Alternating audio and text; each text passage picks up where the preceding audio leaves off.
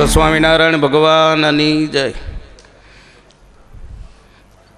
વર્ણિવૈશ્રમણીય દર્શનમ મંદહાસરુચિરાનનામ ભુજમ પૂજિતમ સુરનરોતમેરી મુદા ધર્મનરમ અહમ વિચિંતયે. ઈષ્ટદેવ ભગવાન સ્વામિનારાયણ, પરમ પૂજ્યપાદ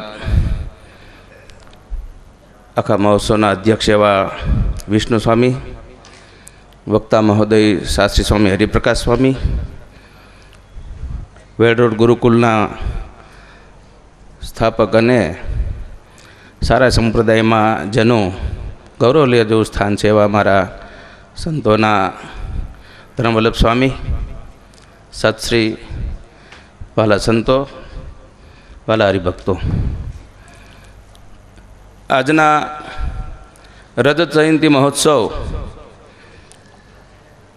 કુબેરનગર સ્વામિનારાયણ મંદિરનું એક ભવ્ય રીતે ઉજવાઈ રહ્યો છે.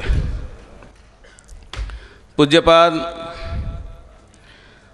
હરિપ્રકાશ સ્વામી એના વક્તા સ્થાને ભાગવતજીની જે કથા ચાલી રહી છે,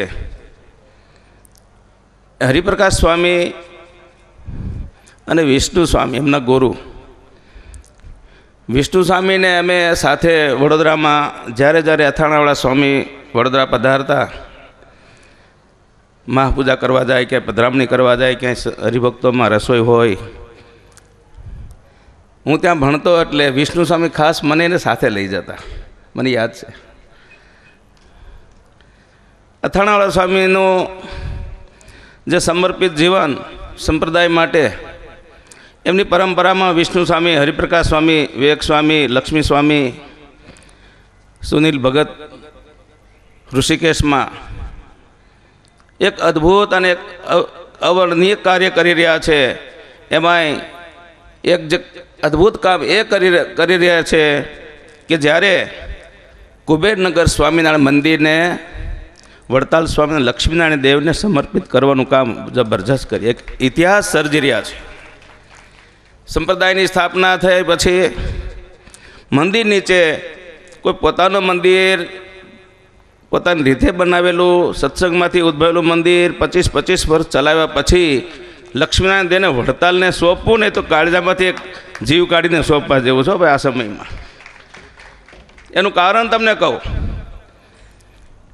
પોતાના માટે તો બધા કરતા જ હોય છે, અમે બધાએ કરીએ છીએ, પણ લક્ષ્મીનારાયણ દેવને અર્પિત કરી દેવું એ અથાણા સ્વામીને એક સંસ્કાર છે, એની એક પરંપરા છે.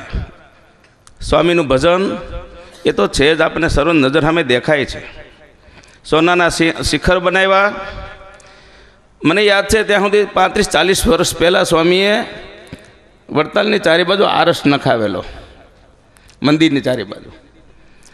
એ સમય આર્થિક રીતે ખૂબ નબળો, પણ હરિભક્તોના પાસેથી સેવા લઈને સ્વામી એ વખતે સેવાનું કાર્ય શરૂ કરેલું. એટલે આ મંડળને અમારા જૂનાગઢના રાધારમણ દેવ, હરિકૃષ્ણ મહારાજ, સિદ્ધેશ્વર દાદા ખૂબ હૃદયના અભિનંદન સાથે અમારા વિષ્ણુ સ્વામીને, હરિપ્રકાશ સ્વામીને, વિવેક સ્વામીને, સુનિલ ભગતને લાખ વંદન છે. જય સ્વામિનારાયણ.